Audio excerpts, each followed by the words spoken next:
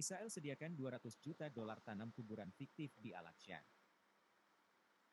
Republika Co.id, Al-Quds Koordinator Media di Lembaga Wakaf dan Peninggalan Al-Aqsa, Mahmud Abu Adha menegaskan bahwa ada proyek pemerintah penjajah Israel dengan menanam ribuan kuburan palsu di kawasan sepanjang lebih dari 300 acre di sekitar Masjid Al-Aqsa. Abu Adha menegaskan dalam pernyataan persnya kepada Quds Press bahwa sangat sulit melakukan pendataan akurat terhadap kuburan yang ditanam Israel.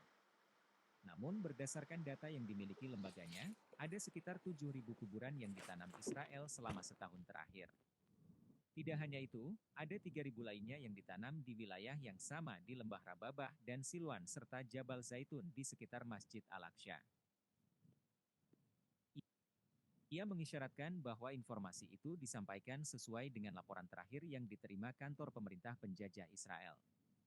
Koordinator media ini menegaskan bahwa Israel mengklaim bahwa ada 100.000 kuburan Yahudi yang ada di Jabal Zaitun.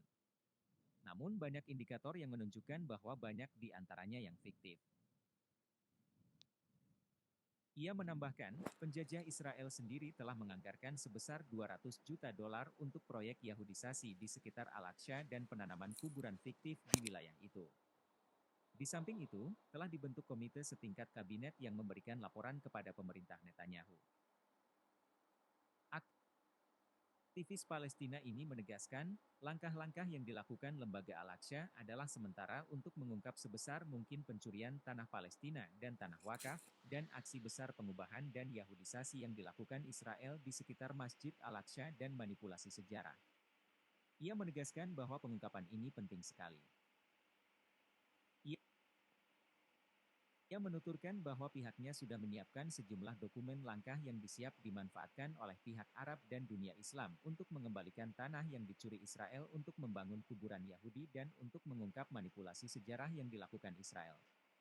Pihaknya juga berencana mempublikasikan data-data yang akan diserahkan kepada Liga Arab dan OKI. Sumber, infopalestina.com. Baca juga, ikuti news analisis isu-isu terkini perspektif Republika Co.id, klik di sini.